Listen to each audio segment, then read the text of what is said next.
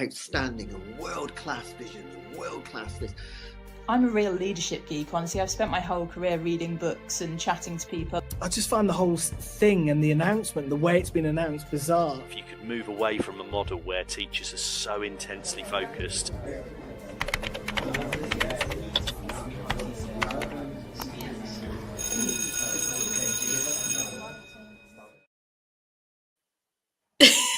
Hello, I'm here. Yes. Sorry, right. For those of you who are just tuning in, I have been outdone headwear-wise. In case you're not sure where you are, good evening. It's Tuesday. It's the Late Show with Hannah and Lucy. And as you can already tell, the marbles are, they've gone. They've gone. They have disappeared.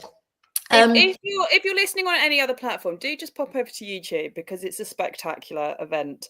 I mean, I'm not going to lie.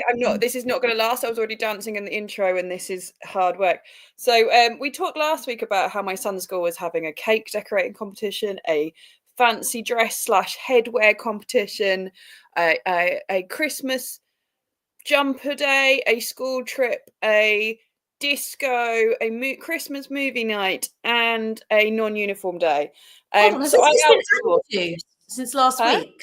I'm sure there wasn't a disco this time last week. Disco has been added. Disco is now next week. We've got that next Monday after the Christmas jumper day. Yeah, we're going for it. So I outsourced because I'm like struggling to survive life, and outsourced to Grandma, who was also, can you tell, she was a primary school teacher. Tell me without telling me you're related to primary school. This is what she has handmade. I'm just trying to get a bit closer so you guys can see the level of detail in this lovely, beautiful, for those that can't see, I've got a snowman on my head with a little homemade hat with a lovely carrot nose, buttons down the front. He is just spectacular, really. I don't know how my 7-year-old is going to cope with this on its head, as I'm struggling at a very ripe old age. But yes, I thought after talking about it, I ought to share. We have sacked off the cake because little man had a cold, and we just ran out of the will to live. But 1 out of 2 competitions, I don't think is too bad. No, and it is phenomenal, and I think that it's. I mean, it will be a balancing act, but maybe it's a metaphor for teaching and life in general. Very much so, Lucy. How did you know? I mean, I don't know. Maybe it was just a sense from the conversations we have had in recent times. I'm not actually at home this week. I'm dog sitting for some friends of mine, and there is currently, so if there's a dog that appears in the frame at any point, it is not my dog. It is Milu, who is essentially my god dog. Who, because I do actually have godchildren in the UK, but I also have god dogs, and so I'm currently with one of those. So, before we get on to this evening's proceedings, where we're going to talk about teacher festive wish lists, and I'm sure, much like me, Hannah, you've been asking around and finding out from your friends and colleagues what's on their wish list for Christmas and for going into 2025. But before we do that, we should thank our delightful sponsors, particularly John. I'm so excited for this. Who continue to be with us and who are who are alongside, in case again those of you who aren't watching us and just listening to the audio, Hannah is trying to now point to the banner with Snowman on her head, but gravity appears to be winning. So anyway, without getting distracted this time, John Cat are our wonderful long-standing sponsors, and we still have a fantastic discount with disco. See, it's on the brain now. Discount code, which is JC. This is an indication of how this show is going to go. JCTTR2425. And that gives you 20% off the whole catalogue of books on there. So if you want to treat yourself as a teacher, or you want to treat the teacher in your life, please do go ahead and make use of that. I don't know how long we'll have it going into next year, but it is there. So make use of it while we still have it. We also have the wonderful Parent Kind, who I believe, was it Tom Rogers who did a show with them recently? Yes. You can go back and listen to that. And they are a national charity representing parent views and voice and championing parental participation in education and school life. By fostering strong school-parent partnerships, we can boost student attendance, improve behaviour, and enhance academic performance. When parents actively participate, students thrive. Join the movement that's reshaping education for the better. Visit parentkind.org to learn more about them. And finally, going into 2025, Teachers Talk Radio are as busy as ever. We will, of course, be at the Vet Show at the end of January, from the 22nd to the 24th of January. So if you're planning to head down to that, tickets are free, by the way, to anyone working in education. And of course, Teachers Talk Radio will be there. A few of us will be representing, and we hope to have a chat with you. Come and see us. And we may or may not have some incredible props courtesy of I mean, me and my mother, as a duo, if this is what we can knock up in a week for a hat competition, just think what the Teacher Talk Radio prop is like that we may spend probably a good month making last year. It is just a thing of beauty, if I do say so myself. It's amazing. We also have cardboard and sticky tape. We also have Teachers Talk Connect, which, although it's not happening until March, will roll around really, really quickly. That is going to be on the 1st of March in Manchester. And it's going to be one of our biggest events ever.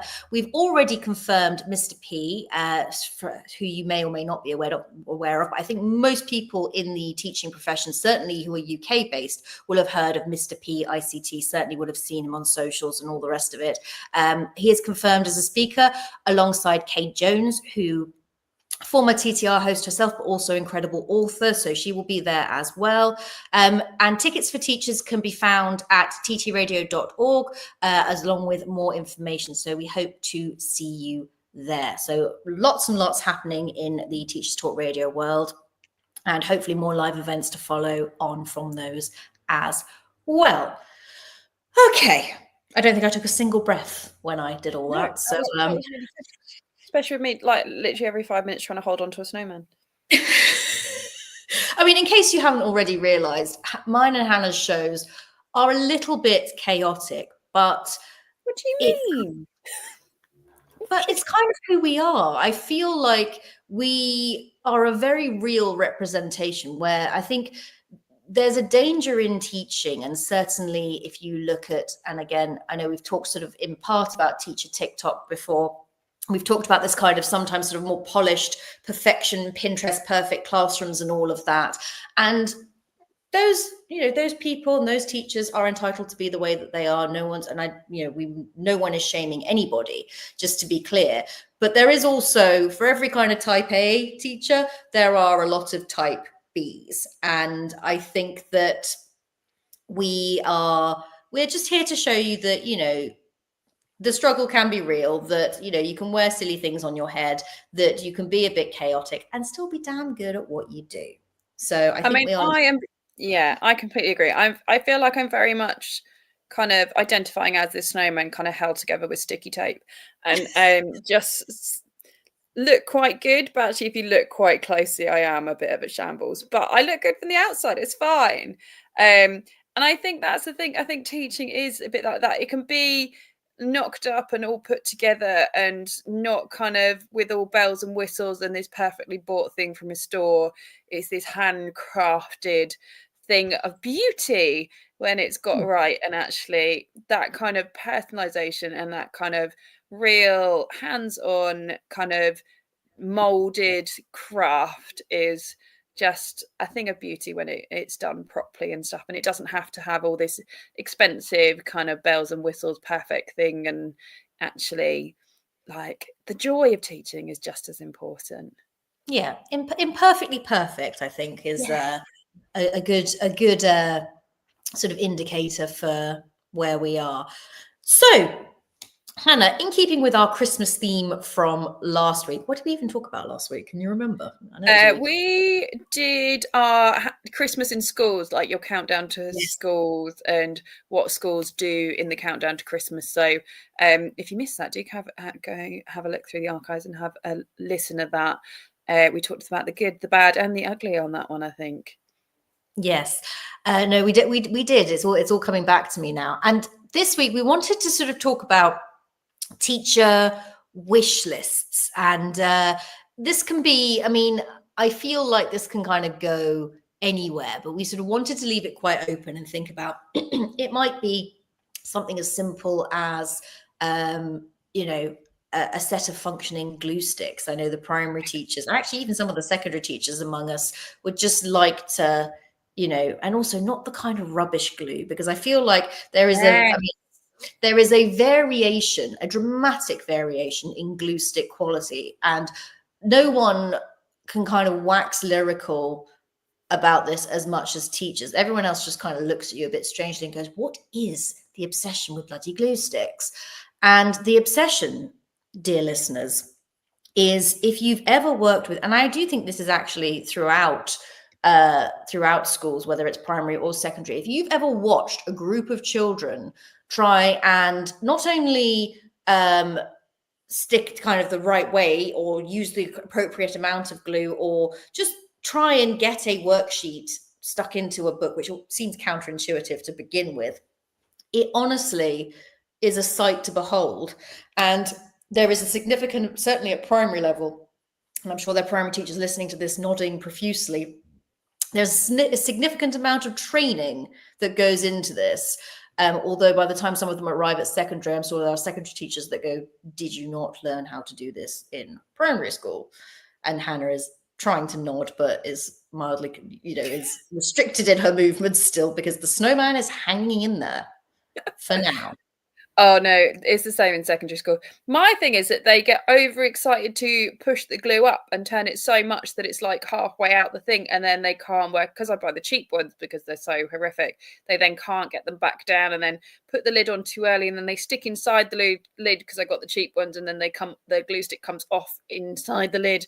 I'm like, oh yeah, and is it bad that when you're saying that, all I have in my head is the Mariah Carey Christmas song?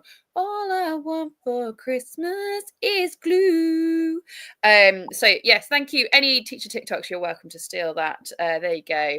I at one point almost brought myself to the point, I did see this on TikTok, where people bought sponges and put them in takeaway containers and then poured them with PVA, and the sponge absorbs the PVA and the lid keeps them airtight, and you take it off and the kids just push their piece of paper into the sponge and then it's all covered, and then they just stick it in their books. But I never A, found the time to do that, or B, had the money to have that many takeaways to do a whole class. But I also, would be curious.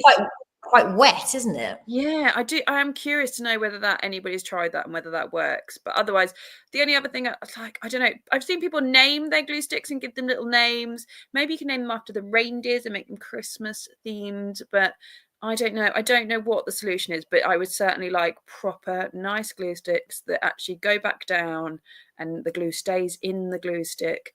And also, every pack should arrive with like 10 spare lids, just to be on the safe side.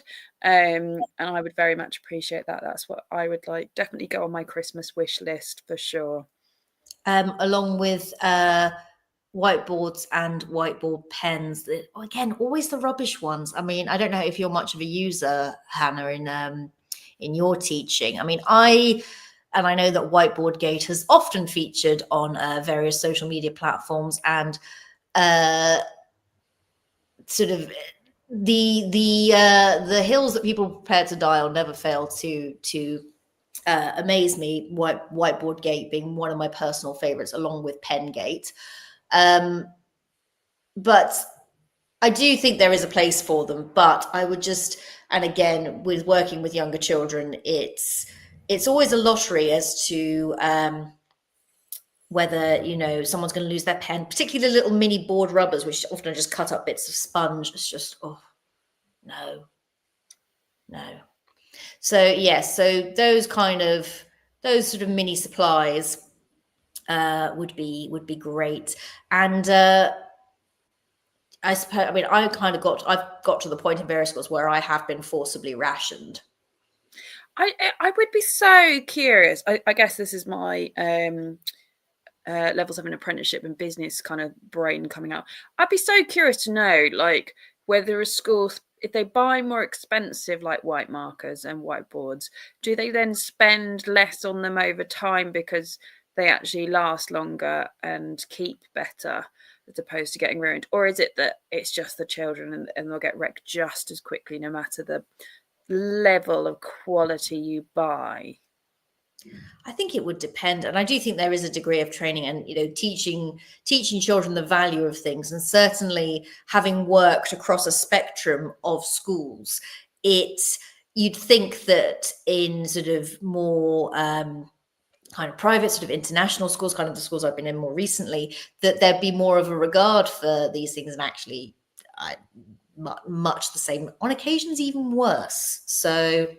And that's the thing. I think it was when I was covering Education Tonight. I was on there with the lovely Paul Hazard, and we were talking about when Pengate was about, and we were talking about how my school is one of the schools that give the kids equipment. So every morning we check the kids' equipment, and if they need a black pen, purple pen, pencil, and ruler, and if they don't have any of those equipment, we give them out as tutors every single morning. And it is one of those that they just don't seem to necessarily take care of that equipment, and certainly have, when they get given then more expensive equipment, especially from the art department point of view, they then don't necessarily respect that, because they just see it as the same thing, that something they're very disposable, that's easily replaced. But I also kind of get it from a pupil premium point of view. I think it's really good that, like, and as a parent point of view, that you don't have to buy those. But I do think it should be like a kind of once a week thing, and that you keep hold of it, and then if you don't, then you have to pay and replace it, or you have to, I don't know, something like. But I definitely think, like, it doesn't need to be replaced. Some kids, like, I've actually tallied, and I had a series of kids that it was on a daily basis because they kept chewing their pen, but then it ended up being a mechanism. We just had to replace that, and they stopped eating the pen every day. But it's one of those things, like, whether we need to kind of look into how and the impact of doing that. It's one of those, isn't it, that I don't think we necessarily give value to things like we used to. Like when I lived in South Africa and I worked in a township, those kids were so happy and they had nothing. Those kids lived in little corrugated townships, and we'd take them down the beach, or we'd play football, or we'd go into the school, and they would just wanted to have their photo taken and dance, and they were just so happy but had nothing. And our kids have so much, and they're so lucky to have the privilege that they have. But there's very much like this kind of attitude of it's not enough. I want more and I want better. And I don't think we teach enough gratitude in school, and learning to be thankful and finding thanks in the little things. Like actually being able to get up and go to school. There's lots of kids in this country that in the world that can't, or kids that have to walk a certain distance, or after a certain age can't, or even if they're a certain gender cannot. And it's like, we're so lucky that our kids have this opportunity on their doorstep. And there's a lot of things that need to change in education in this country, but it is a privilege. And I do think that our kids just don't necessarily see it as that way.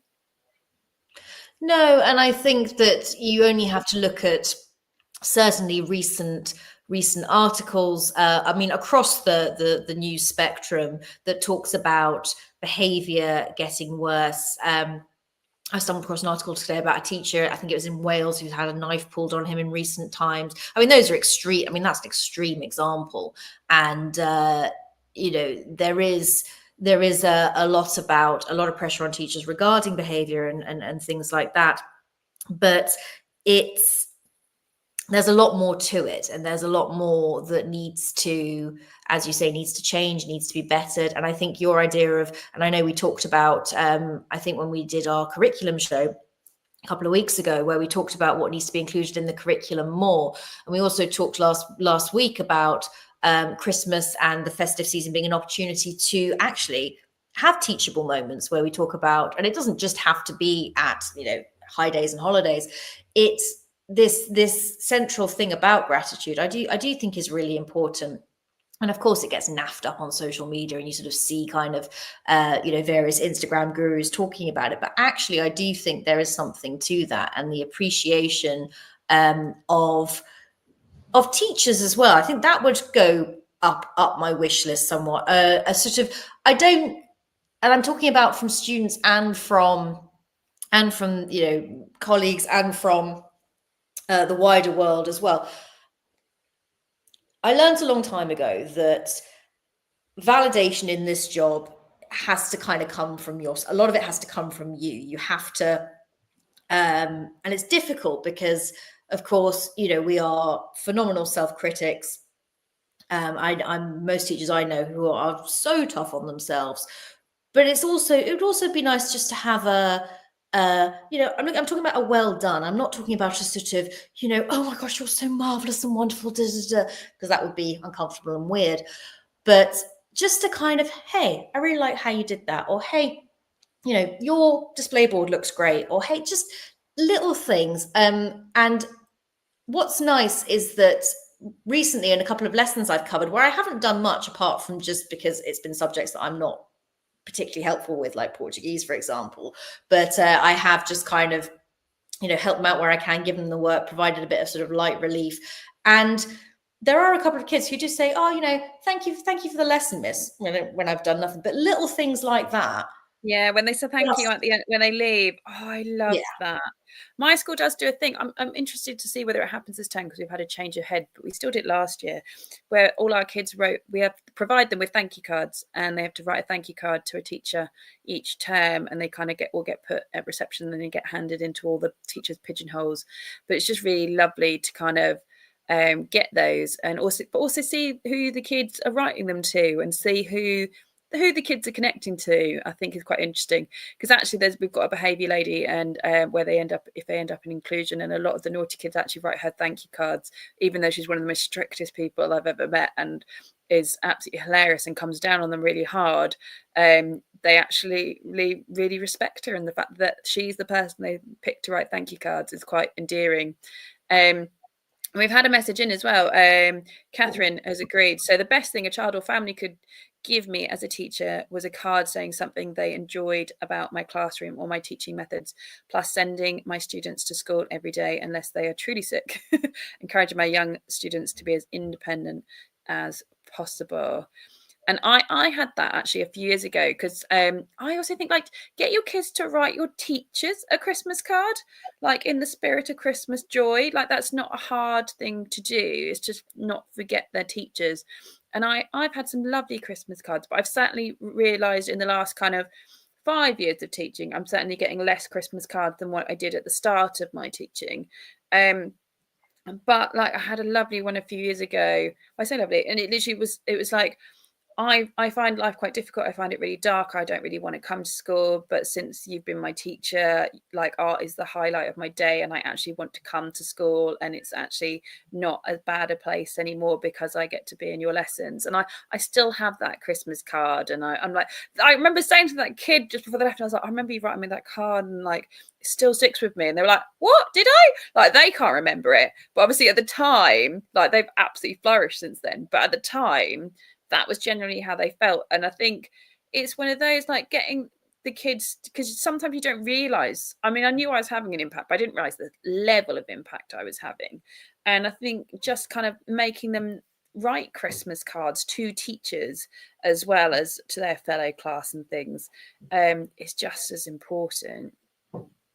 Oh, most definitely. And I think because, you know, I've got actually a cupboard full of mugs in my parents' house, and you know, these teacher gifts are often kind of quite samey. And one year I got so much chocolate that I rang my mum and I said, don't buy Quality Street, don't buy Miniature Heroes, don't buy any of it other chocolates are available.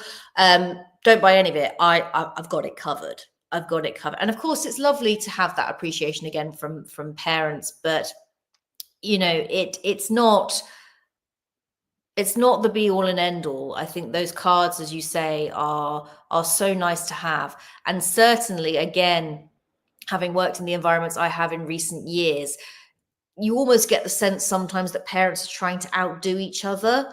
So, and that's a bit weird and uncomfortable, because of course in the UK, if something's over a certain monetary value, or it's not allowed to happen, is it? I don't know if that, I think, Hannah, you'd be more familiar with that. I don't law. know about ours. I've never had anything significantly high, so I wouldn't know. Whereas, yeah, I mean, I don't know if it's an actual thing or if it's a school policy rather than an actual law, but I know that there are certain boundaries, and maybe schools get to decide that. But in these international schools, I mean, it has lost the plot a bit. I mean, I've definitely been handed, I mean, it's from a class whip round, but I've certainly been handed Christmas cards that have had more than 200 euros in cash just stuffed in them.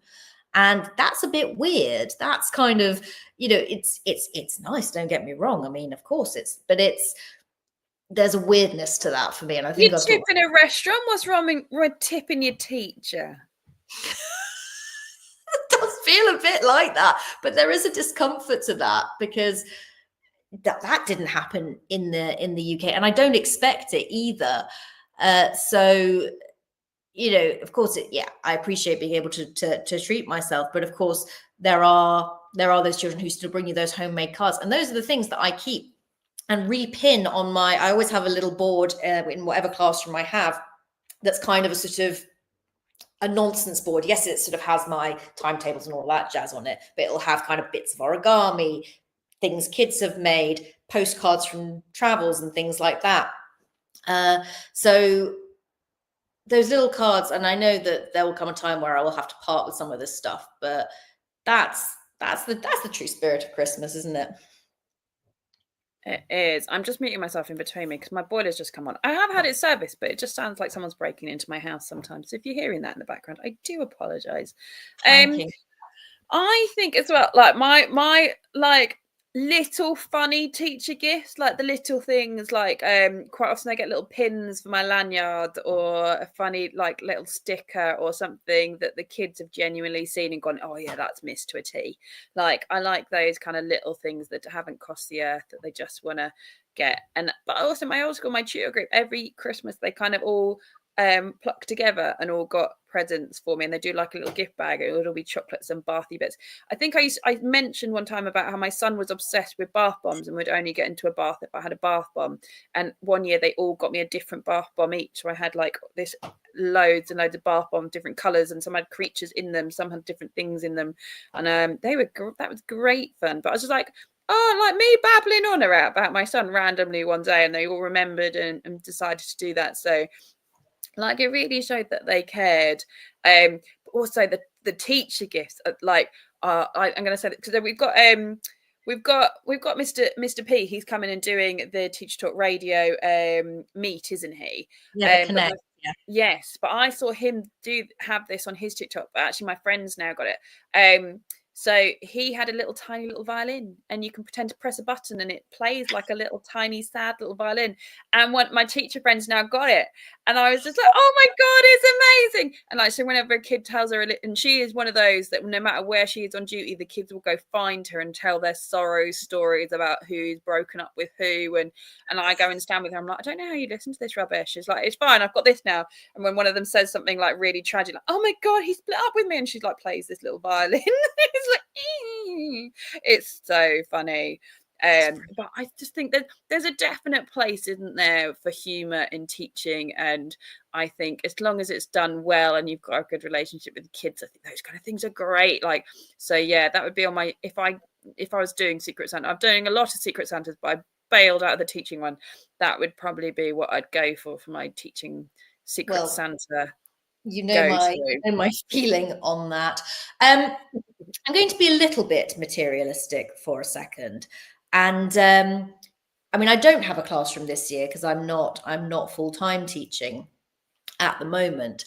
But one thing I always feel is missing from classrooms is soft furnishings. Like this is with the primary teacher. Ooh. So, and again, I'm not talking about anything major here, but when you have like a little book corner or a little calm corner, as classrooms often do nowadays, I'd love, because I've usually bought my own, because the things I've been handed in the past, someone, who wants to kind of claim these? And they've sort of been pulled from a cupboard and are growing something that probably should not be in a classroom, or just are so ancient or just have no stuffing in them, or whatever. So I'd like some kind of cushiony bits. I have a couple of plushies that, and I wish I could have had more. And my plushies were known as the emotional support plushies. So I had a boba one, and I have a burger one as well, because being Lucy Neuburger, I had to have a burger one. But little things like that. And there's a lot to be said for a nice, I can tell this is how I know I'm over 30 as well, when, the soft furnishings thing comes into my brain as a wish list thing.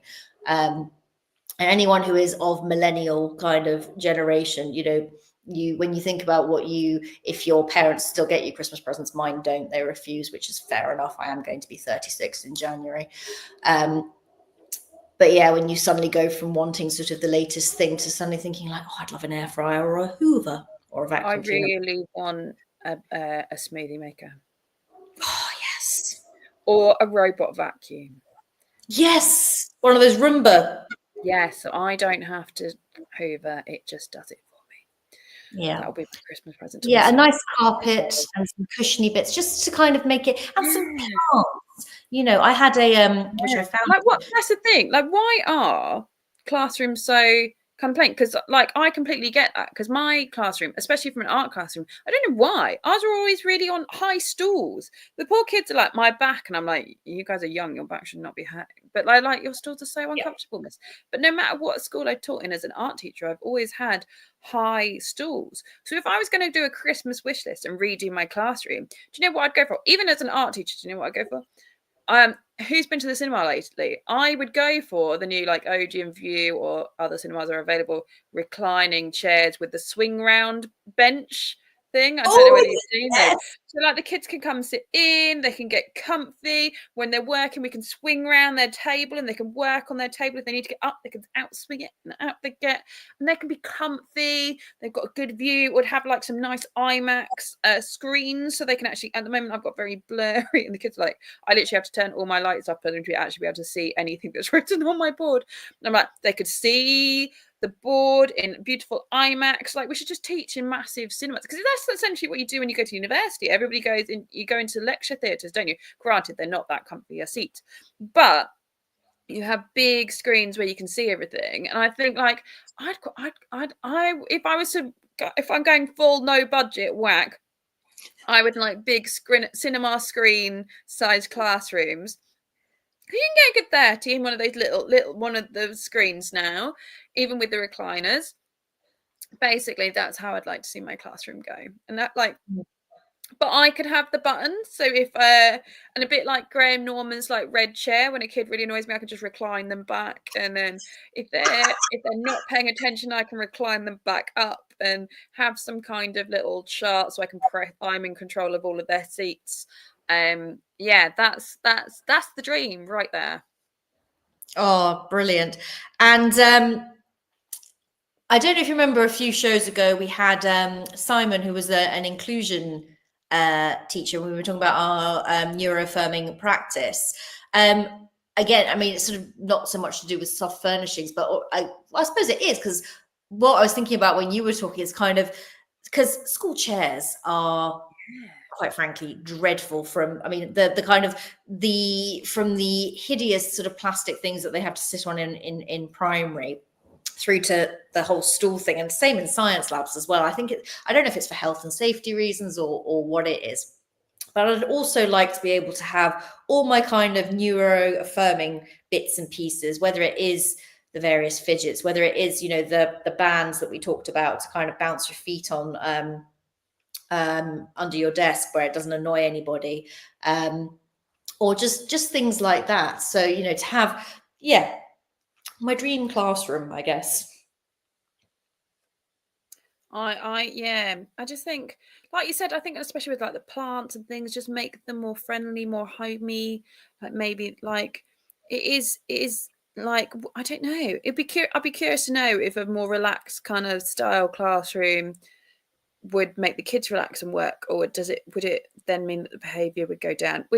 It's one of those, isn't it? We're slightly more towards kind of not prison, but you know what I mean? But it is that regimented thing that, like, where else do you have that regimented thing where you're told what to do every minute of every day? That's the only other place where that really happens. So it's like, actually, if we make it more like home and more kind of like a workplace where you do go, you chill out, but you work really hard, but you can sit at a table, you can sit with your mates, you can like chill out, but you are working, you've got to get that work done. Otherwise, you're not going to get paid. You're not going to get that next like contract and what have you. It's interesting. I think the snowman's got to go. He's just sliding all over the place. Well, make him like a parrot and he can go on my shoulder. It will be double act. There you go. I mean, well, to the last 35 minutes, Hannah, I am pretty I'm impressed. proud of that. Yeah, have you got kind of the bit, because I like wearing kind of Alice band type things, but I always find that they pinch behind the ears. Yeah. This is also wearing a child's headband, so that doesn't help. Yeah, I'm also slightly concerned on a side note, because I've kind of used my two sort of Christmas kind of hairbands that I have. I had my little antlers last week, and then I've got this, which I've had for a long time. I'm sure I had Christmas tree boppers somewhere. So for our third and final Christmas show next week, I'm going to have to either find those or, I don't know, find an alternative to because I feel we have to continue the theme. We've started something now, and it just has to. It will continue. Yeah, have to see it through to the end. So yeah, the bits and bobs in the classroom, definitely. Coming to the staff room. And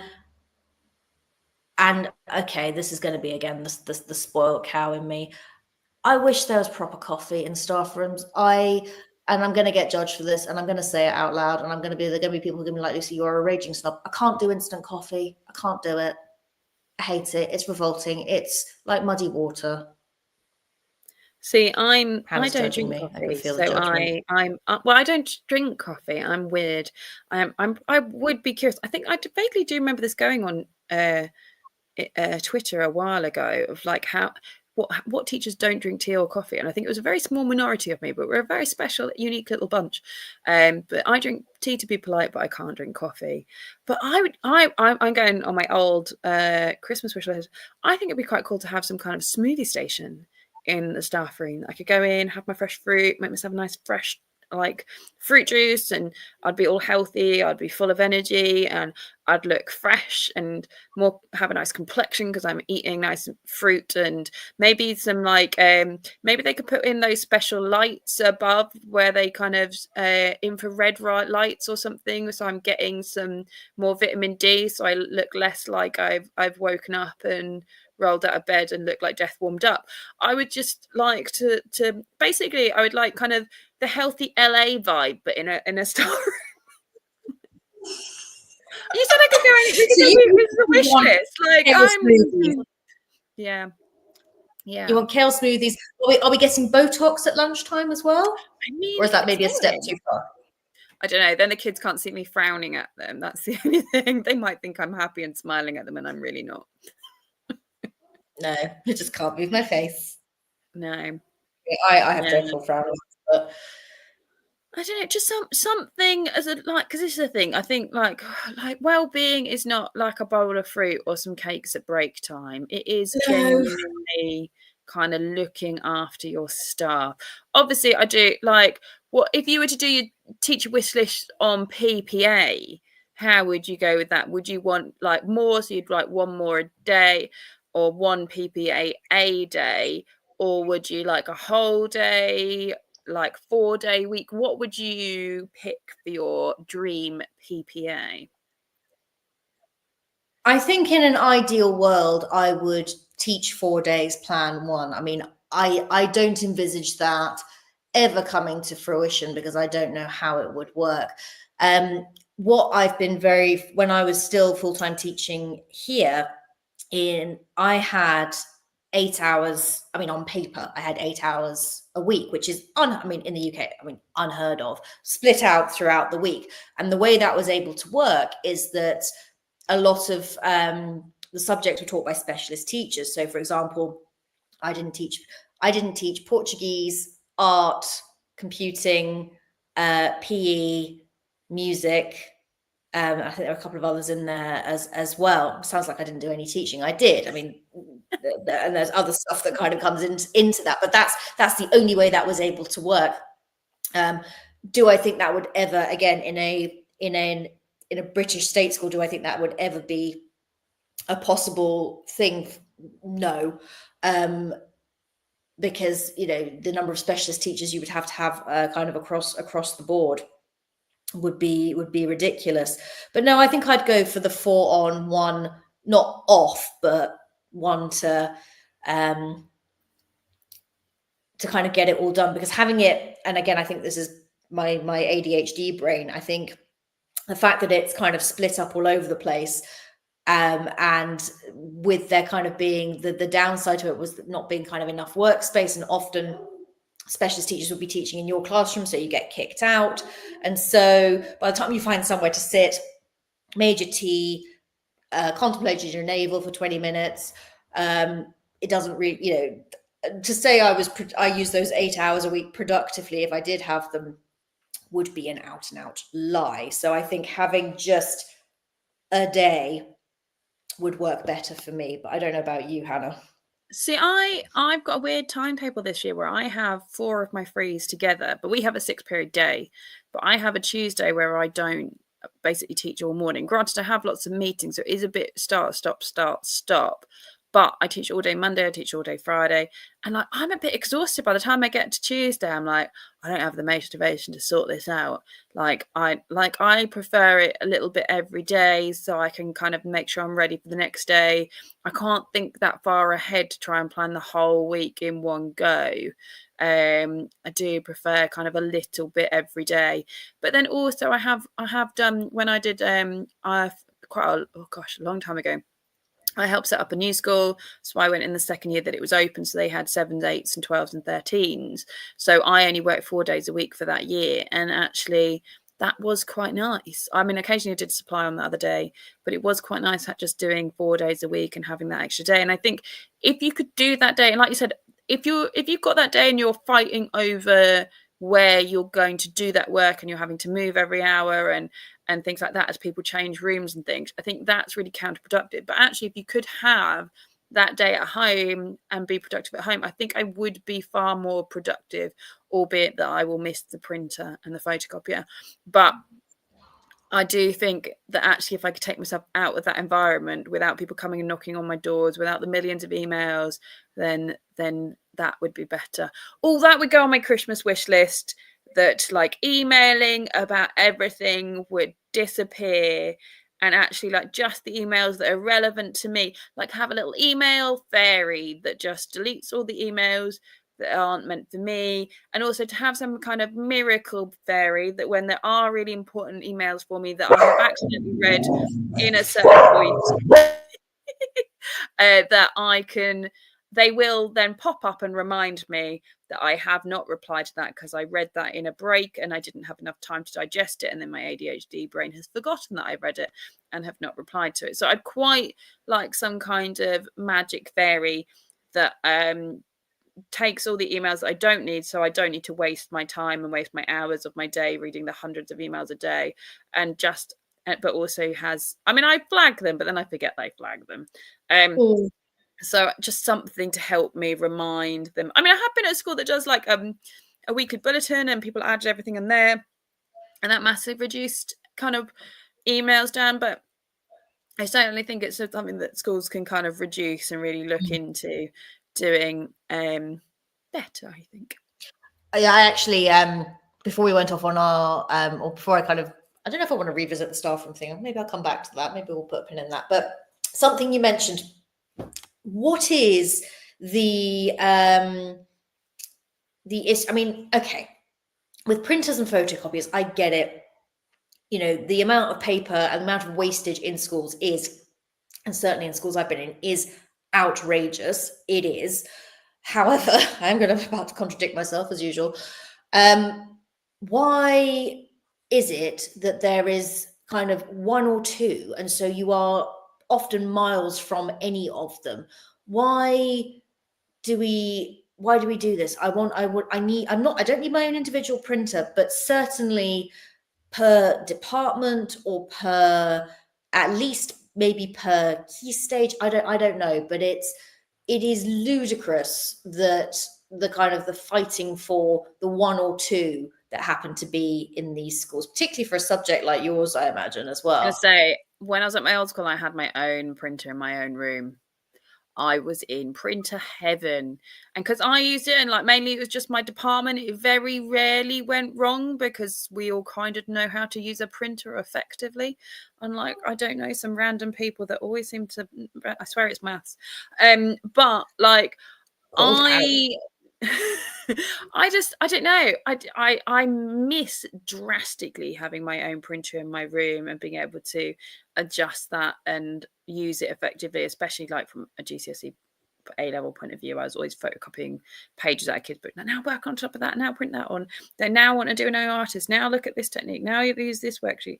Like, it's always changing. It's never kind of static. And I do think actually, if you kind of had one in each, if every teacher had a printer in their room, if we're going printer wish list, then I do think actually it'd make better teaching, because actually if you do a lesson and the worksheet you printed off is too hard and they need some scaffolding, or something's gone wrong and you need to change something, or actually they all finish it and you need to add in something else, being able to just quickly print something out and spread it across the room, literally as soon as you realize that first kid is there, or a couple of kids need that help, that is so much quicker and more efficient than then having to kind of coast and fill a gap or kind of do it. So I do think there are some real benefits to education to have our own printers, but I also appreciate that is quite a lot of money. But also there may be, that's the thing, ours never really went wrong because we were the ones looking after it. Would it really, other than the actual machines, it's not going to cost that much more money.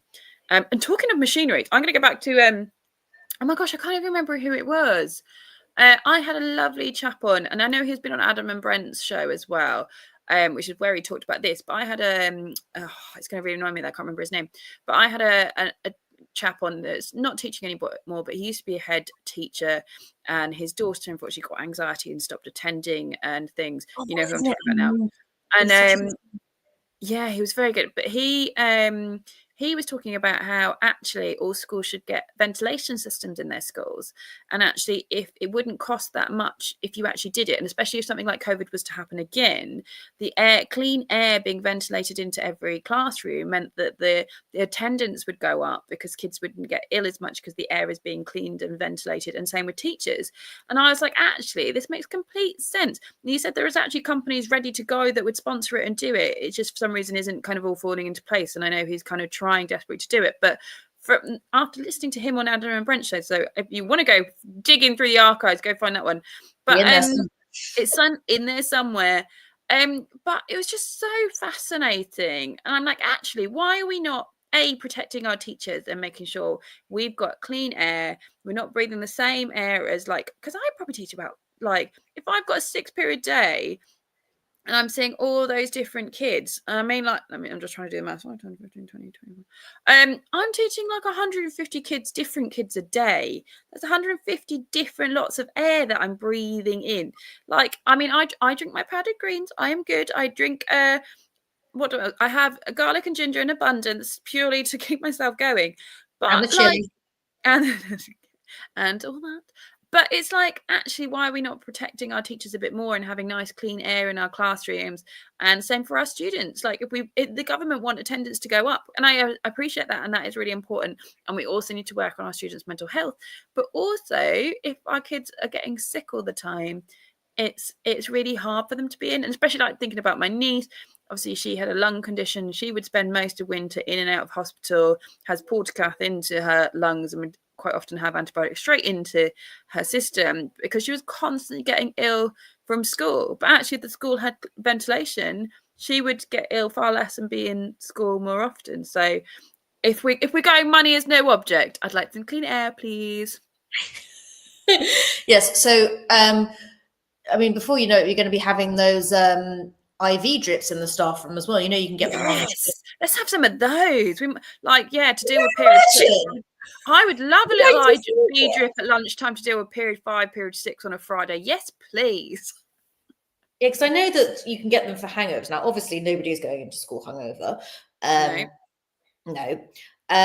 But, you know, or just to kind of, you know, a bit of recovery, or a bit of sort of, I mean, I don't know how you'd facilitate this, because you're not going to administer your own IV, but this is in our little dream world that we're living in. And I've actually got a beautiful visual of the staff room of yours, Hannah, that's just kind of, it's softly lit, there's nice furnishings, like we've already if there's somebody in there giving us massages as well, like a little maybe a little foot massage, little hand massage, little neck and shoulder massage, or even one of those electric ones, you can, like the mall ones, you pay like £1 and you sit in the giant chair. Maybe the staff room should be filled with those, but you get unlimited tokens. We'll just go in at lunch and have a little shoulder massage. Like, you'd feel well more energized and ready for work. Like, this is what teaching should be. Like, the real. We just get the hairdresser in as well, and yes, some nice little blow dries, so you feel all fresh for the afternoon. They'll pick me up. Imagine students' reactions. We'd all need those little eye masks on, like to go in the bags in break, like the little eye patches. Just, you could have unlimited supply of those in the staff room to try and reduce the look of bags and tiredness within the staff room. Unlimited supply of magnesium supplements, so every teacher can have a good night's sleep when they go home. Just what about, when you go to posh well, I mean, not that I do this with any regularity, but like a posh spa or something like that, and they always have one of those water dispensers. Some days it's got cucumber or lemon.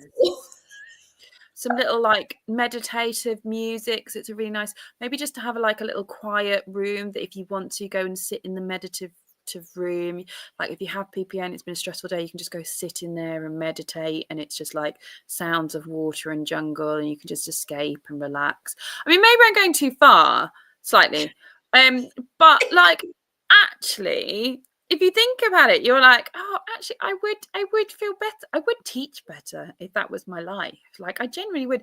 I think it's like, if it's basically like, if I don't know how real they are. I watch lots of rubbish American telly shows, but quite often they're like pretending to be based on like Google headquarters or Apple headquarters, and you imagine what they would look like, and kind of all that, how that is and stuff, and that would, like what would the teacher, we're kind of basically doing the teacher equivalent, isn't it, of like what that space would look like if you generally felt looked after and cared for and things. And talking about looked after and cared for, I've finally become wise this week. I've had a wisdom tooth come through.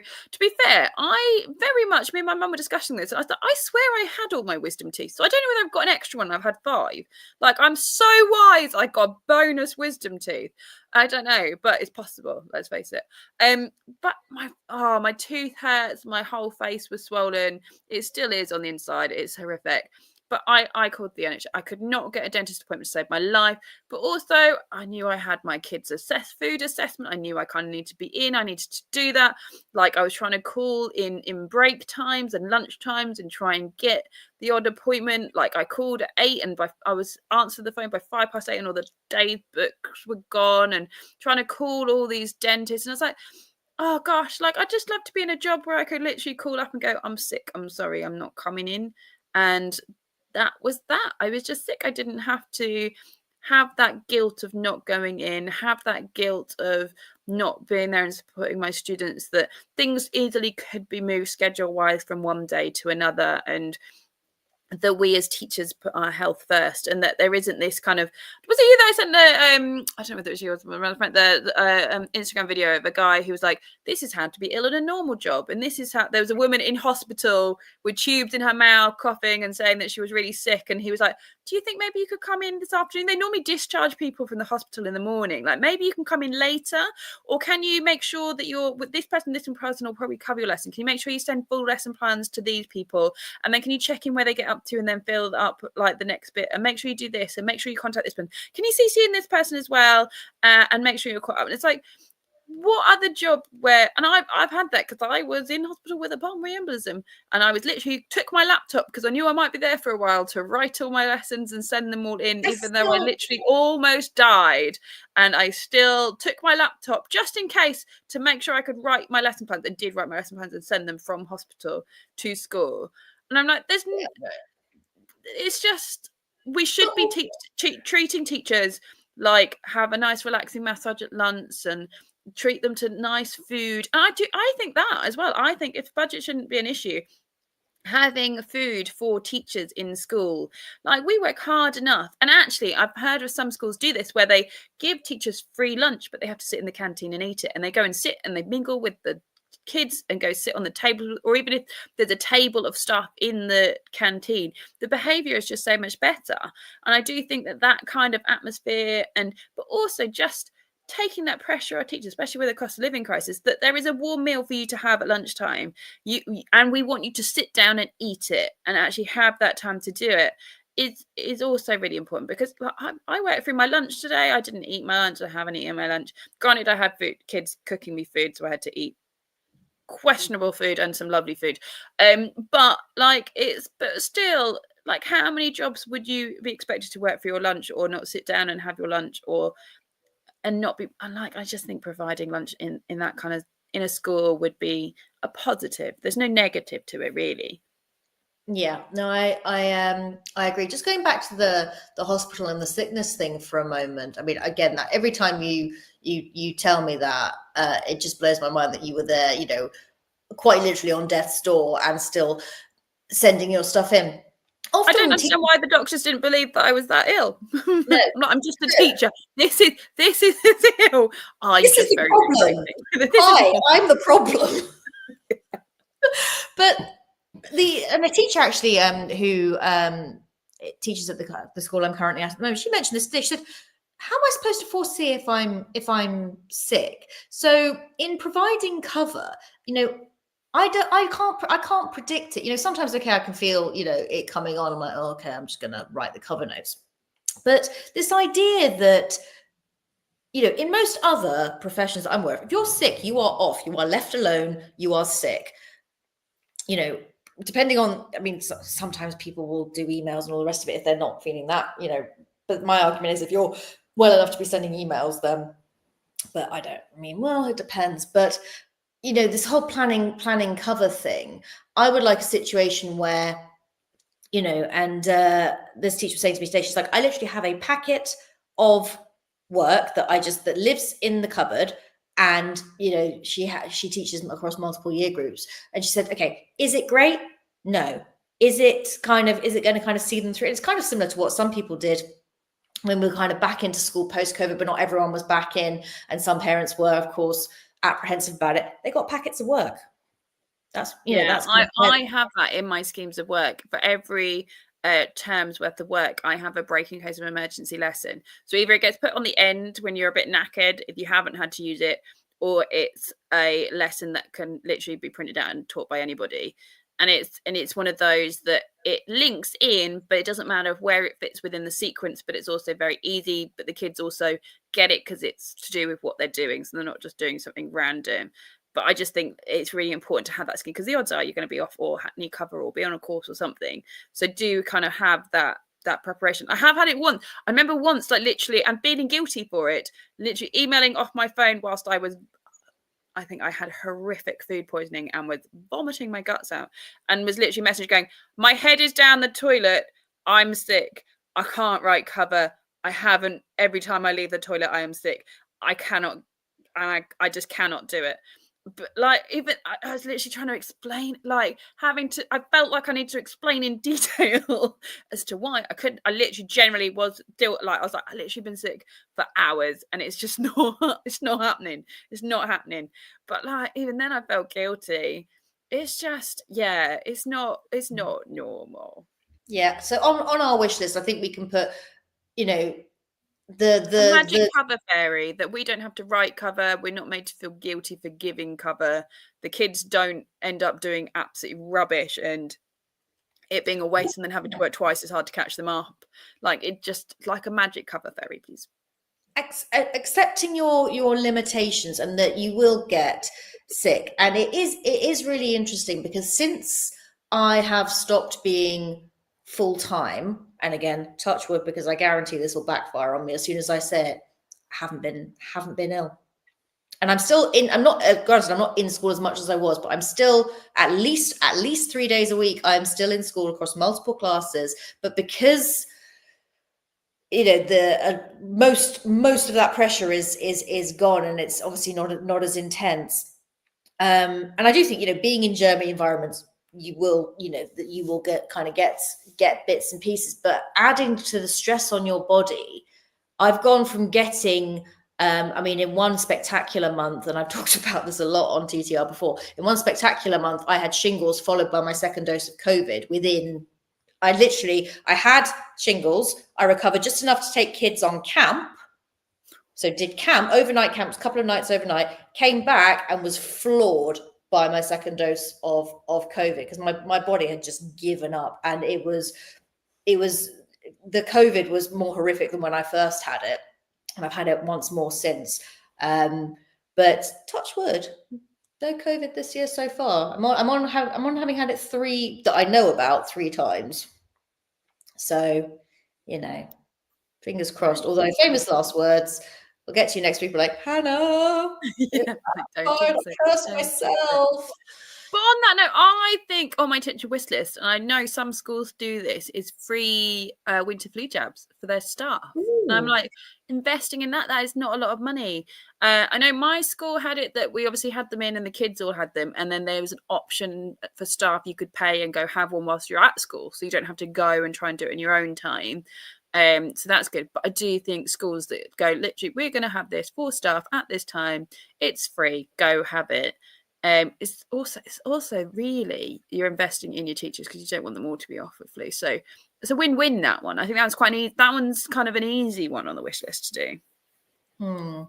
And I mean, I suppose this is in keeping with the wish list, but I want to kind of change tack just slightly, just as we ease into our last half hour. We're obviously both big on well-being. We've done shows on it. We talk about it a lot. It somehow finds its way into most of our shows, to be honest. We managed to shoehorn it in there. But Christmas holidays is always, I find, the one, because it's a long run up until, I mean, yes, okay, you get half term. I know some schools do 2-week half terms in October, but it's, you know, between Halloween and Christmas, and I say it a lot, there is so much going on. Your son's school, case in point, and teachers are wrecked by the time they get there. There's reports in there as well. Some schools are still cleaning with parents' evenings. Some schools are unfortunate enough to have Ofsted that decide to. I mean, anyone who gets that call in the next kind of week or so, I just think is absolutely barbaric. But it has been known to happen. So by the time you are getting to 21st of December, often as it's been in past years, but I think it's slightly earlier this year. I'm 18th, but my son at school is to the 20th. But some are going late. Oh gosh! And I just, what would your advice be, or what do you, even better than that, what are you looking forward to doing in the Christmas holidays that is absolutely naffle to do with work? Oh, that is a good question. I'm looking forward to having heating on. Like, my school is on a massive budget saver, so the heating goes on in the morning and then it's off by the time I kind of sit down at my desk, and then the day progressively gets colder. So I'm looking forward to being warm and not having to wear my coat during the day just to stay warm. Is that legal? Well, you know, there's a deficit, isn't there? Everyone, like, the cost of living crisis, like, it's a massive thing. But I do get it. It's weird because some of the other classrooms have got, you know, and it just seems to be I'm in the wrong part of the school with the oldest heater, and it don't. I'm in the expensive part. I'm just dealing with myself. But Like, just jump around, kids, it's fine. But I don't know. Yeah, so I'm looking forward to being warm. And I know, like this thing, I wouldn't like. I don't begrudge that. This is where they can save it. Like the week when they did put it on and they left it on for longer, everyone was complaining it was too hot. So like there isn't a win. We're a moany bunch. But like, so I'm looking forward to that. I love like a good hot chocolate. But again, I think that's something that you can do in school. I don't know. I am doing a touristy thing. Me and my family are all going to London for my mum's birthday, so that will be really nice. And doing that kind of thing. A lovely little lie-in. Praying that my child doesn't wake up before kind of 7 o'clock will be quite nice. And I don't know, like being able to be outside during daylight hours, because obviously at the moment it is that thing that it's dark when I leave the house, it's dark when I come home. Just being able to go out for a lovely little walk and get some vitamin D and be in the daylight. By me, actually, no, one of my favourite things to do near Christmas is by me, over by the coast, we have a thing where the seals come and breed, and you can go down there and you can see the baby seals. And no joke, I think one year they had on the board that they had over 1,000 baby seals on the beach, and they're just these little fluff balls. And we go and watch them every year and go for a little walk along the beach and go see all the seals. So I will be doing that at some point. That's so cute and storybook-esque. I'm not the world's greatest Christmas fan, as we know, but I do love to bake at Christmas. And I love having time for that. And I have been known to do my own mince pies from scratch. Particularly as I can't get them here in Portugal. So I do tend to make a big fuss about it when I go home. I'm also the weirdo that actually likes them. And I'm that weirdo that really likes Christmas pudding. I don't know how our listeners and our fans feel about where we are on team Christmas pudding or no Christmas pudding. But my mum is making that this year with a whole orange in it. So I don't quite know how that works. See, as a child, my mum used to wrap up coins or treats and hide them in the Christmas pudding, and it was all about finding your treat. That was the best bit. It was all wrapped in foil, and you had to find like 20p in your Christmas pudding. But just don't break your teeth on it. No, it was a lottery. It was a good game. Also, how do you feel about Brussels sprouts? I think if they're done right, I like them with a bit of bacon, maybe a little bit of cream in there. We're good to go. Yeah, I am a fan of the sprouts. So yeah, I'm looking forward to a lot of food. Like, I think, again, in living abroad and going home to mum and dad, I do, but I think people who, most grown-ups, why am I talking about myself like I am a child? most functional, normal people who go home at Christmas, I do think revert a bit into child mode. I think there is, there is an aspect to that.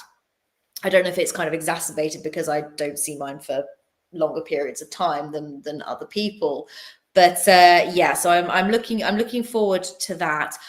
I'm looking forward to Christmas TV. There may be a certain Christmas movie that I am savouring for when I finish school, which has come out with a certain Chad Michael Murray that is a Christmas stripper that I'm quite looking forward to, that I have just admitted to. But I've been told it's a very, very good festive film. So yes, that one is going on the list. There's a new Magic Mike? Basically, yes. I think it's Poor Man's Magic Mike. But I'm also very much looking forward to having a bit of quiet time and maybe reading a book. And if you are too, maybe you need to treat yourself to a new John Catt book and use the Teach Talk Radio discount code JCTTR2425 for 20% off. Or maybe you are still panicking for that Secret Santa gift for somebody in your staff room with that 20% off. It comes into budget. Go and treat themselves to a new educational book. Or maybe you're a member of SLT and you want to surprise your staff with some new educational reading in the new year. What a way to start. If your school, if they came back and the start of January all miserable and they've been gifted a new book to read. I mean, that would cheer me up if I came back. I'm like, oh, my SLT care about me.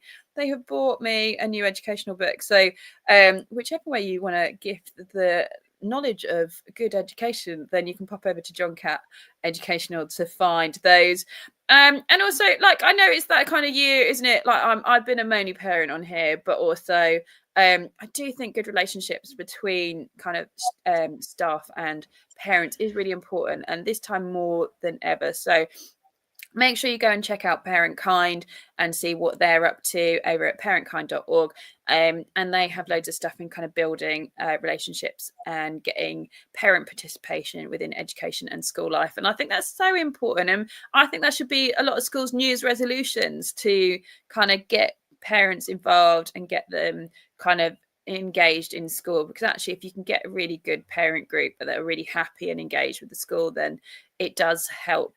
And even though I've got to make this for my child's parent group and pay for the privilege to help fund the school, it is quite a bit of fun, and actually it helps the school. So I don't mind doing silly things to help my kids' school, because we all get that the budget is tight. So actually, if you get a great parent group, you can do the little things that you can't really afford in your budget by getting them on side. So go check them out and see how they get on. But maybe your New Year's resolution is to do more CPD. Then you could come and join us over at BET and join us at the BET conference over in January. Maybe that should be your New Year's resolution.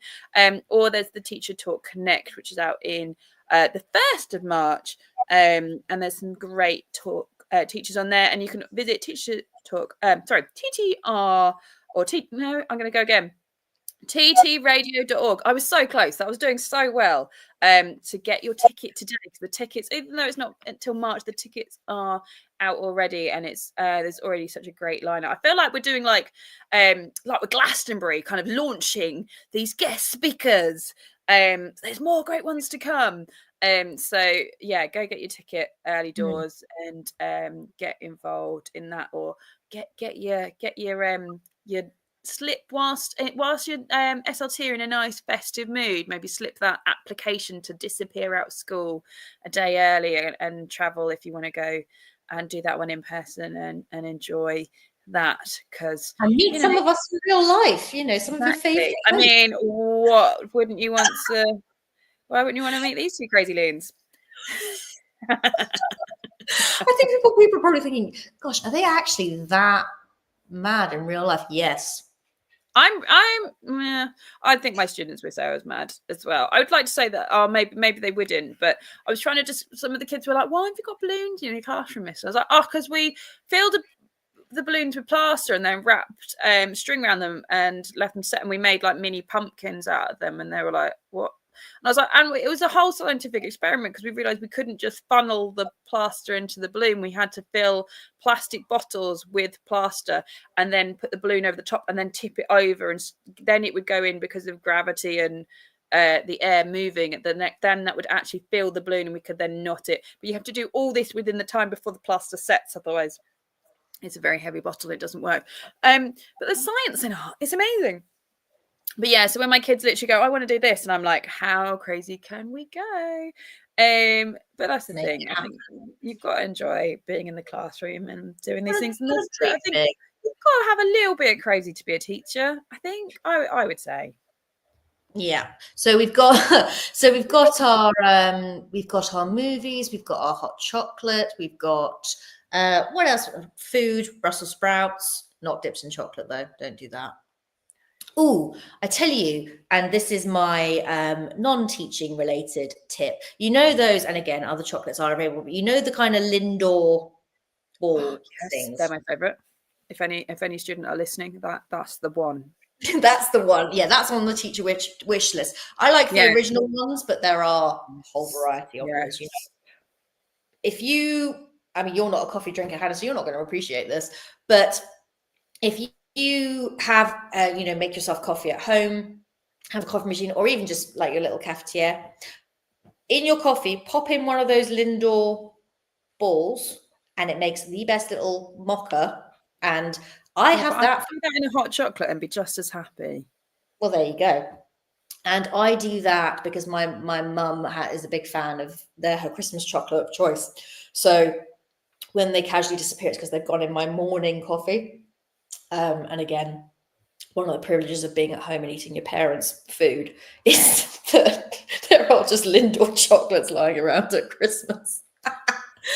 My mum So- does this amazing thing. She gets like a what they call the like polystyrene type balls that you normally do flower arranging in, and puts it on a spike in a pot, and then will stick lint balls on toothpicks and cover the whole thing and make this like Christmas tree out of lint balls. But it's so funny because it lasts, like, it looks beautiful and nobody's allowed to touch it. You get like proper slap wrist until like everyone's there at Christmas, and then literally it goes bald within like a couple of days. It's just like amazing. But again, spot the creative teacher in the mix there. This is your mother. I hope she's appreciating the fact that I've given this full viewing, so everybody appreciates that. Yes, he's hanging in there. The primary school teacher out of the primary school, but you can't take the primary out of the teacher. No. And it hasn't come up on our comments, but our lovely Paul has commented. Of course, you have to be a little bit crazy to be a teacher. There we go. A little bit. We're only a little bit crazy. It's fine. Yes, it's absolutely fine. Just things like I like new socks at Christmas. Warm feet. Yeah. Because I get really. I said I'd like to be warm. Pardon? I said I'm just excited to be warm. Yeah, I mean, I know that we have spent an awful lot of time recently talking about feet. I wonder where you were going with that. I know, and I feel like that maybe one of our New Year's resolutions is to never bring up the OnlyFans show again. If you're getting to that point in teaching and you're feeling really tired and knackered and stressed, and you do want to cheer yourself up, then that is definitely worth going back and listening to. If you just want to giggle. One of our most favorite shows we've I mean, done. I would say it's one of the shows I'm most proud of in my life, but it's spectacular. In terms of, who knew like that little joke message was going to turn into an hour and a half show about. I own it proudly. But on a more wholesome note, no, I'm looking forward to fluffy socks and new pajamas, which I am in desperate need of, because the ones that are currently kind of, I mean, I know no one else sees them because I live alone, but it's time. But because we don't do Christmas presents in my family anymore, I will probably be buying those myself. So I'm looking forward to that. And just kind of switching off. And I think that, again, Christmas holidays are actually a bit longer this time around, because normally we're all, I think we mentioned this before, we're all kind of shipped back around the 3rd of January, sort of still kind of a bit bleary from New Year's Eve, and like, oh gosh, it's beginning again. But I think most are either the 6th or even a bit later this time. Yeah, like my son's school doesn't go back. I know they've got inset. My school has inset on the 6th, but then my son's school, he doesn't go back till the 8th. I am abandoning the teaching world and joining the real world, and have got to go back on the 2nd, which is going to be a bit of a shock to the system. There was a point where I was chatting to some of the amazing, lovely new people I'm working with, and they're just such a lovely bunch, and they were talking about the days they were working between Christmas and New Year, and I was like, excuse me, what is this horror you talk of? Do you work between Christmas and New Year? People do that? They're like, yeah, but we work from home, so it's not like you don't have to go to the office or anything. I'm like, there's going to be some things that I'm not going to enjoy, and there's some lovely privileges in that, in teaching, and the fact that you have that break. But I do think Christmas is one of those that, because you see family, you are kind of forced more to have that break. And I think that should, if I was to put that on my wish list, that actually teachers are not to do work after whatever time your school shuts, or maybe like I really want to say that, but the other part of me is like, well, maybe an hour after school, because then you've got an hour to get all your work done. But actually, we're not getting paid for that hour. So actually, if we made it a rule that no teacher did work after your school shut, no work at weekends, no work in the holidays, just inset, I mean, I know we would all be chasing our tail, and it would be absolutely horrible because you wouldn't have anything planned, anything printed, anything done.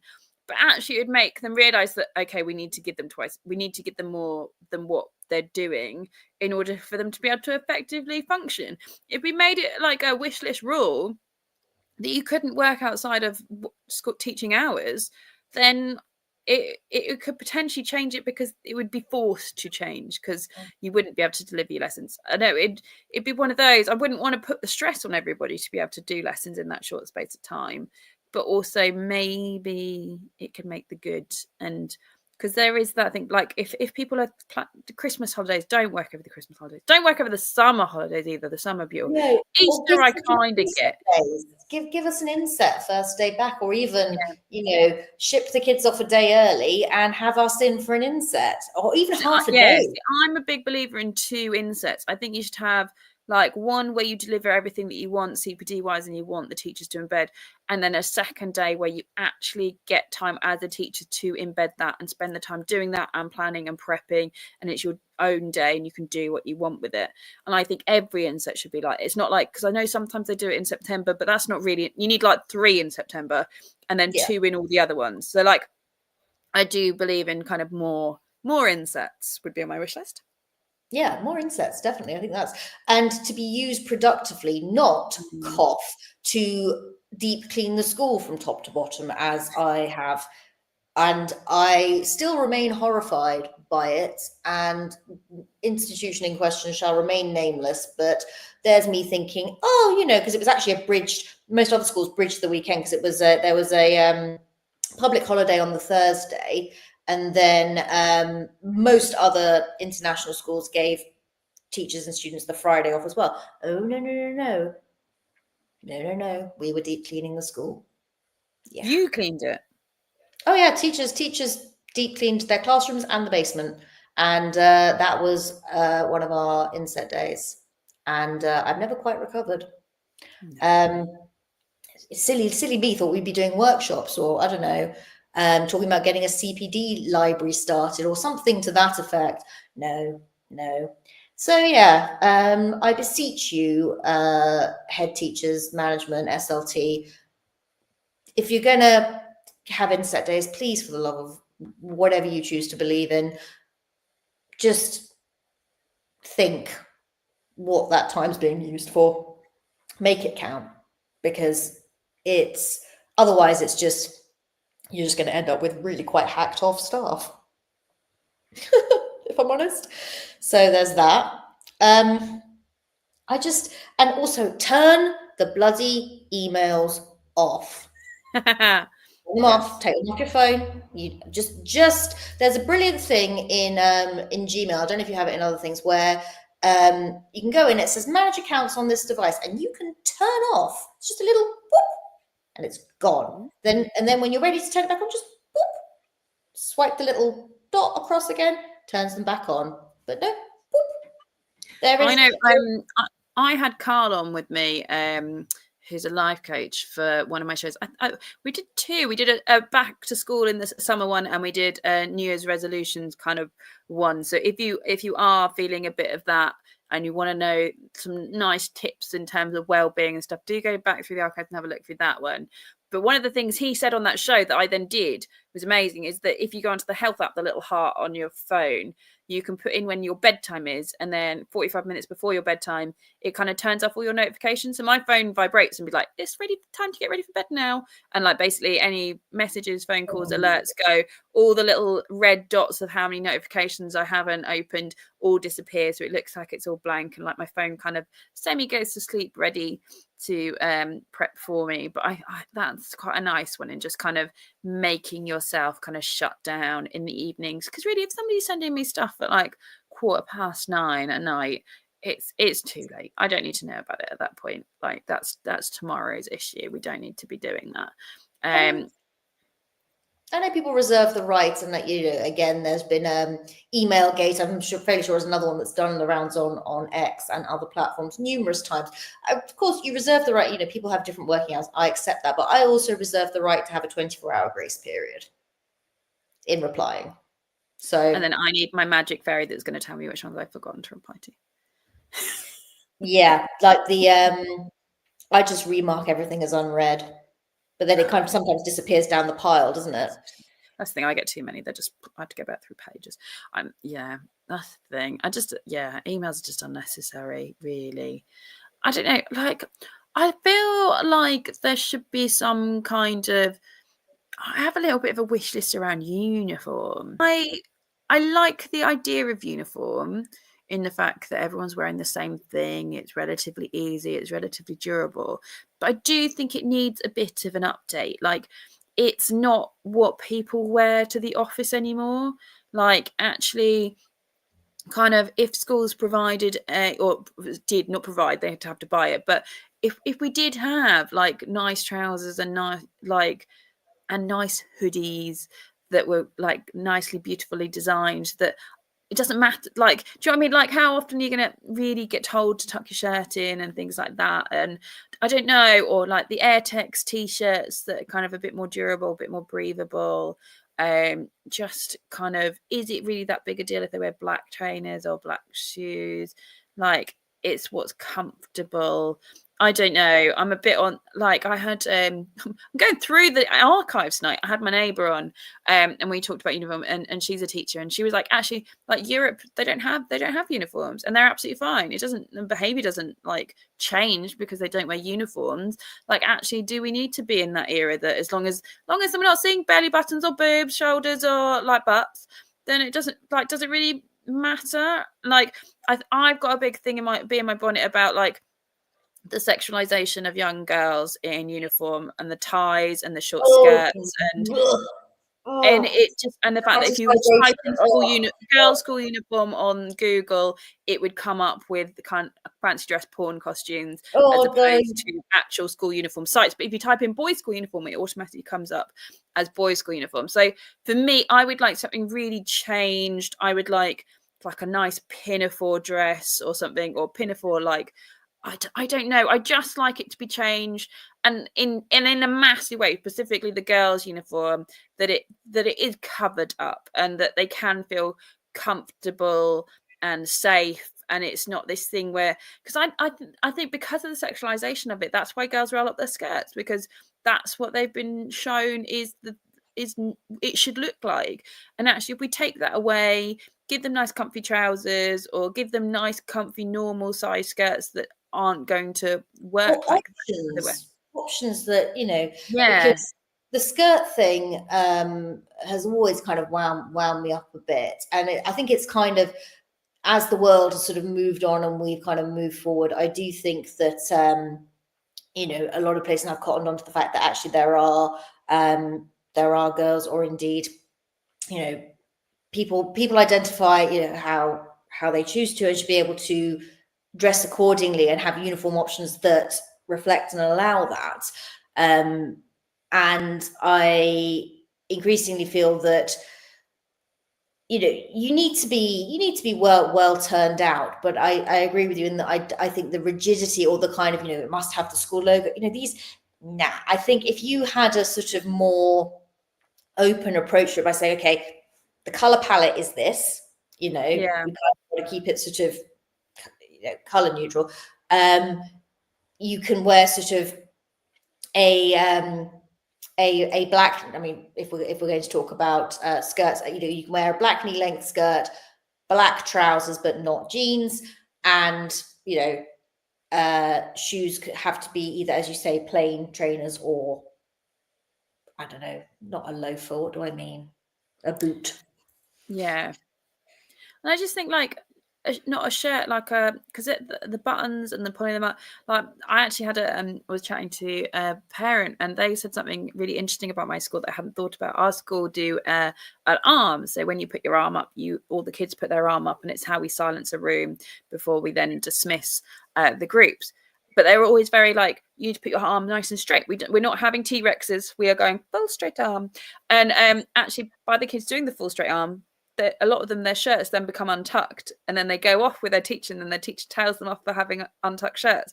But actually, if they hadn't had to put their hand up, they wouldn't have got an untucked shirt. So it's like this little vicious cycle. And I was like, I'm the teacher, and I tell them to put their arms up high, and I've never clocked that, but I know full well I tell them to tuck their shirt in, but I haven't clocked that that's the reason it's come out. It was really interesting. And I just think, actually, like, when I've if I do wear a shirt, I'm not tucking it in, even as an adult. Like, it's not fashionable, it's not comfy. Like, I do think there's nothing wrong with a nice plain t-shirt, like, as long as it, like, there's no skin on show. Like, that's what these people would be wearing if they were going to work in a shop or in a cafe. They're going to be wearing kind of plain black long sleeve t-shirt and some black trousers. Like, I think that would be, like you said, you could have a logo on the t-shirts if you really desperately wanted to, but that would be much cheaper to provide, much easier to wash, going to cover up stains as well. You're not going to have buttons as they're going through puberty kind of things. Well, this is it. I mean, I was about to say, through, or if it rains, you've got all that issue. And I just think, like, it's button-up shirts are my worst nightmare. Like, if you're built a certain, forget it. I just think it's been long enough, and like the boys, like, I get it, they're more likely to wear shirts, they're more likely to wear suits and shirts, that kind of thing. But girls, like, yes, we might wear. We're not, if we're going to wear like suits and stuff, we're generally wearing t-shirts under those suits. That's just what the style is. We're not generally, if you look at the fashion, wearing shirts. And I just think we need to move away from this sexualization of school uniform by completely getting rid of it. But it's somebody being brave enough to change it and do it. But I think it's well overdue. So that would be on my wish list for protecting our young girls. And I think like, I'm loving this women in male fields thing that's going on at the moment. I've got one of my students doing Guerrilla Girls at the moment, and we're kind of taking all of those and putting them in to some kind of art movement, which has been great fun. But it has made me really think, and it's like, would that be okay if a man, like, if we said that to a man? And it's like, it wouldn't, or they wouldn't have done that if a man said it. And it's just like, actually, is this uniform, now that we look at it, is it efficient? Is it what is okay for young girls to wear? And I don't think it is. And like, I know there's lots of TikToks and stuff about shaming about uniform as well. And it's like, actually, would we kind of say the same things to boys as we do girls in terms of uniform? I don't know. But I just think it's time for a change. So that would be on my wish list. No, and I think that is a valid one. And we have definitely kind of gone across the spectrum on our wish list here, all sorts of different things. But just to round off, because I'm aware that we are out of time this evening, lots of things to think about. And of course, some of it serious, some of it not so serious. But I think our sort of parting message for this show, again, is to make sure that you look after yourselves this Christmas, that do switch off. And I know it's hard, but it's Christmas, family time, festive time, whatever you're celebrating, whoever you're celebrating with, or just taking that time just to be. You need that recharge. You deserve it. You've earned it. Just try and enjoy the time. Anything from you, Hannah? No, I just I wish businesses that were really successful would partner with schools so we could have these amazing wish lists kind of come more true. Smoothies. I just want a massaging chair in the staff room and I'll be quite happy. But I just it's we need to appreciate teachers more, is what it is. Is like, we work so hard and we just need to make sure we're looking after ourselves, and we do so much on so little. It's nice to dream, isn't it? It's nice to dream. Yes. And join us again next week, where we'll do the last of our Christmas installments, and we'll let you know throughout the week what that's going to look like as well. Yeah, I'm excited for this. Yes, and just as you can see, last mention to our delightful sponsors, we've still got that John Cat discount code, which you can see along the bottom, JCTTR2425. Make use of it while you still can for the teacher in your life, or treating yourself, or getting that CPD library started at school. Please remember Parent Kind, who are the national charity that are really looking forward to, and that's another thing that we sort of alluded to on the wish list this evening, getting schools and their communities back together again, working together, not against each other. I think that's really important. I think that's something that Parent Kind is very much wanting to endorse. And finally, don't forget that Teachers Talk Radio is getting out from behind the screen or behind the microphone and going IRL. So for the older ones amongst you, that means in real life. Gen Z taught me that. Or was it Gen Alpha? This is how old I am these days. So yes, so we will be at BET 22nd to 24th of January down at the Excel in London, and then up north in Manchester in March for Teachers Talk Connect, where confirmed speakers include Mr. P and Kate Jones, but there'll be more added to the list, and of course some of your favorite hosts there in the flesh, which is very exciting. So lots happening, lots to be excited about. We will do this all again, Hannah, next week, probably with different headwear. Yeah, I'll let you know whether I win. Like, I mean, how could we Yes. not? How could we not? It's like I'll be robbed. If I don't win, I'm literally going to be like, I am robbed. Was robbed. Clearly, the child made this all by himself. It was not grandma. It was just a well-developed plan with an art teacher in a primary school for a parent and a grandparent. Like, what more could you possibly want? But yes, if not, I will have other headwear.